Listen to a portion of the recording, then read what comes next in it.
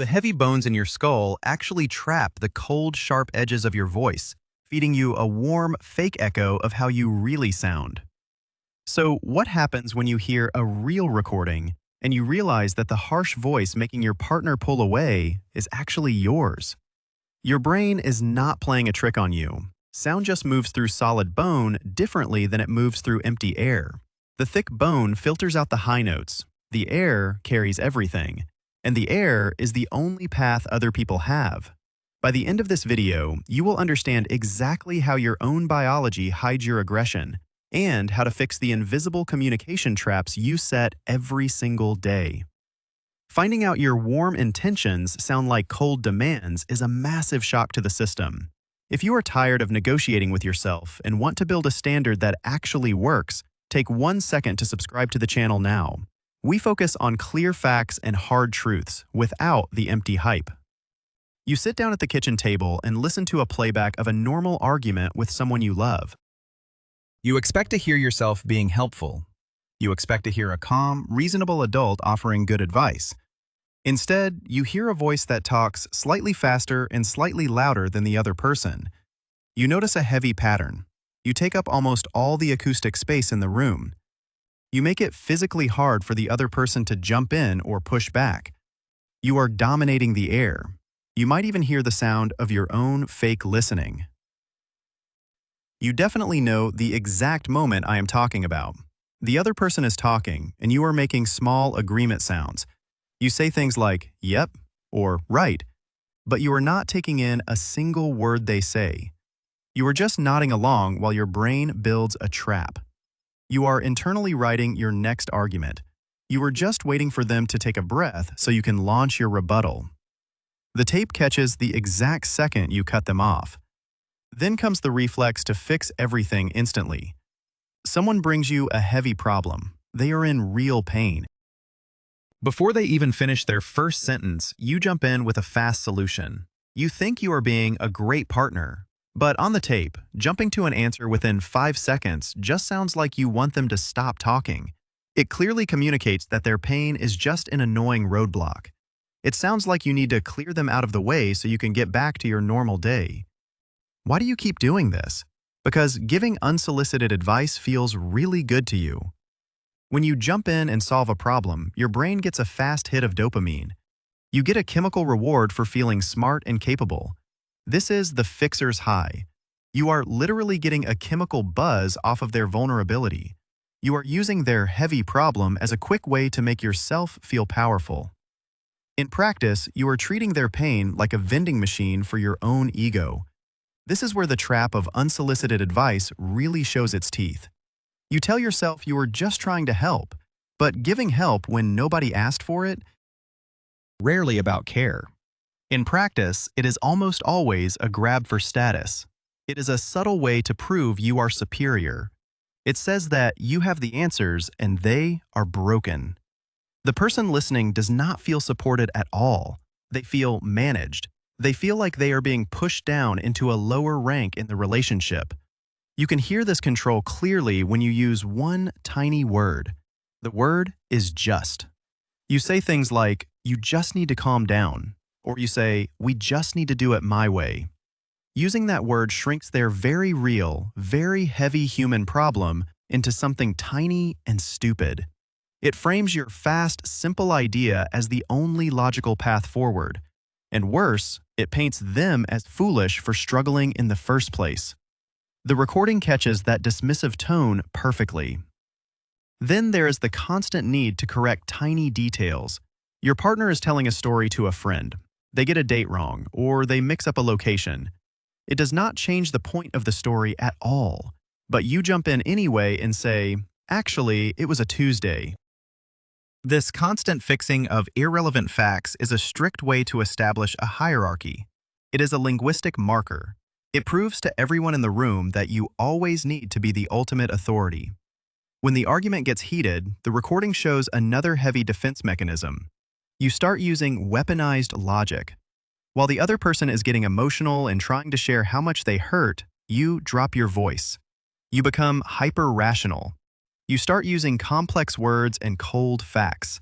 You build an intellectual firewall between you and them. This is not a search for truth. This is a strategy to overwhelm them. You use logic to invalidate their messy feelings and force them into submission. When you dominate the acoustic space like this, you are not just winning a debate. You are physically changing the chemistry in the other person's body. Hearing a loud, fast, and controlling voice triggers a stress response. Their brain releases cortisol. Their heart rate goes up. They are no longer in a conversation with a partner. Their nervous system thinks they are. Under attack by a predator. You might think you are just having a lively debate, but biologically, you are putting the person you love into a state of survival mode. If they keep pushing back, your voice might shift again. You drop into a slow, overly clear tone. You pronounce every single syllable like you are reading a basic training manual to an absolute beginner. Using this slow tone with an equal triggers massive resentment. It feels exactly like a subordinate being scolded by an arrogant boss. You think you are keeping the peace by speaking slowly, but the recording proves you are just dripping with condescension. Sometimes the worst moments on the tape are not words at all. They are the spaces between the words. The recording captures the sound of you breathing out hard through your nose before you answer a basic question. That heavy exhale is a clear signal. It tells the other person that their simple question is a massive, exhausting burden on your giant intellect. It is a sigh designed entirely to make them feel small for even daring to speak to you. You also hear how you disguise your control. You stop giving direct orders and start using questions instead. You say things like, "Would it not be better if we parked over here?" Or, "Do you really think that is a good idea?" These are not real questions. They are strict commands wrapped in soft clothing. You use them to bypass the other person's natural resistance. You make them think they have a choice while you still keep total control over the final outcome. Another subtle trick on the tape is forced teaming. You use the word "we" to create fake agreement before the other person even gets a chance to vote. You say, "I think we can all agree that this is the best move." It is a heavy pressure tactic. It assumes consensus and forces the other person into silent compliance. Because disagreeing now means they have to break the team apart and be the bad guy. When they finally do get upset about how you are talking to them, you hit them with the softest, most dangerous weapon of all. You tell them they are just tired. Or you say they are just stressed out from work. You paint yourself as a deeply caring person who is looking out for their health. But in reality, you are entirely dismissing their valid anger. You are telling them their complaint is not real. It is just a symptom of fatigue. This leads straight into a classic relationship trap. You start out playing the rescuer. You rush in to fix their life with your brilliant advice. But the exact second they question your help or refuse to do what you say, you flip. You become the persecutor. You get cold, mean, and punishing. The recording shows exactly how fast your generous help turns into bitter anger the moment you lose control over them.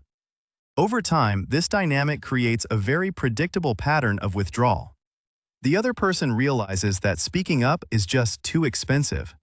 It costs them too much energy to fight through your fast words, your heavy sighs, and your weaponized logic. So they just stop trying. They give you the silent treatment. But it is not a manipulative silence. It is the silence of total exhaustion. They retreat into their own shell because it is the only place in the house where they are allowed to have their own thoughts without being corrected. And when they go silent, you fall into another massive trap. You mistake their quiet surrender for actual agreement. You think, "Great, I made my point and they see that I am right." But compliance is not the same thing as connection. They are not agreeing with you. They are just surviving you. They are waiting for the interaction to end so they can finally relax. You are building a relationship based entirely on submission while telling yourself you are just a very persuasive person. You might wonder why you even need a recording to realize all of this. Why can you not just remember what you said? The truth is, all human memory is highly selective. Your brain reconstructs past events based on what felt important to you at the time. When you argue, your brain remembers your good intentions. It completely forgets your sharp tone. The recording is valuable because it is a neutral piece of evidence. It does not care about your intentions. It only captures what actually happened in the room. This is exactly why therapists use audio playback in their private sessions. They know that a person cannot fully understand their own aggressive or dismissive tone until they hear it played back from the outside. The recording offers raw, objective data. It is not about proving that you are an evil villain. It is simply providing the raw information that your memory drops and your thick skull hides from you. So, you face a real test. You have to audit yourself. You have to strip away your daily disguises and face the fragile truth underneath. When you talk over people, when you correct their tiny mistakes, when you sigh at their questions, it is almost always a frantic shield. It is a heavy defense mechanism. You use it to protect a deep fear that you are not actually smart enough, strong enough, or worthy enough on your own. You control the room because you are terrified of being useless. Basically, you want your relationships to look perfect. You want them drawn with smooth lines and single flat tones, without any messy friction. You want everything sorted into exactly 3 neat zones: logic, emotion, and action. But human connection does not work like a perfect drawing.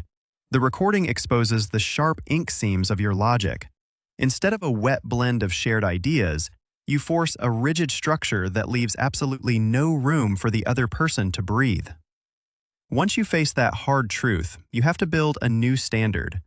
The first principle of this new standard is latency. Latency simply means putting a brief, intentional pause between their words and your reply. A pause is not a rigid rule about counting to 3 in your head. It is a lived practice. When you pause, you send a clear physical signal. You prove that you actually processed what they said instead of just waiting for your turn to talk. Building on that pause, you have to learn the empathy pivot. Genuine repair in a relationship only starts when you stop trying to sound smart. Instead of dropping a heavy solution on the table, you have to turn toward them. You have to ask them to tell you more about what they are going through. You have to trade your intense desire to win for a quiet desire to understand. To make that pivot real, you must adopt a strict rule. You must mirror before you move. That means you have to repeat back the core of what they are feeling. You have to say their pain back to them in your own words. And you have to get them to confirm that you understand them completely. You are not allowed to offer a single piece of advice until they look at you and say, "Yes, that is exactly how I feel." You also need to start using one-down statements. This means willingly admitting your own limits out loud. It means looking at your partner and saying, "I actually do not know the answer to this," or saying, "I am completely out of my depth here." Admitting you lack knowledge is a massive show of strength. It softens the social hierarchy in the room. It invites genuine connection because it proves you do not need to be a fake authority all the time. For some people, this requires a total sarcasm detox. If you cut out all sarcasm for 30 days, you will quickly see how much of your daily talk is just weaponized humor. You use sharp jokes to keep people at a safe distance. Without the sarcasm, you are forced to say what you actually mean. You are forced to be vulnerable, clear, and direct. And honestly, that is much harder than being quick and clever. When you do mess up, and you probably will, you have to learn how to deliver a precision apology. A fake apology sounds like, "I'm sorry you feel that way." That is just shifting the blame back onto their feelings. A true repair requires naming the exact behavior you did and stating the exact impact it had.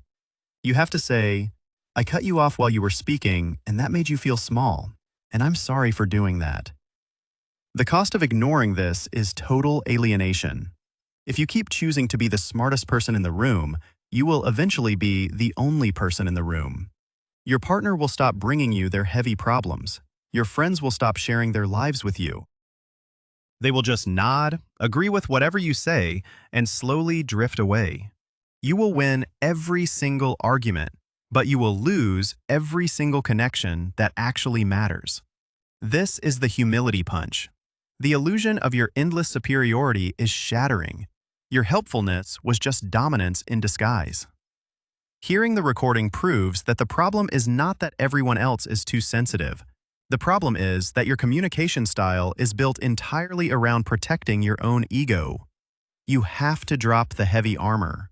You have to accept that being right is the absolute lowest form of intimacy.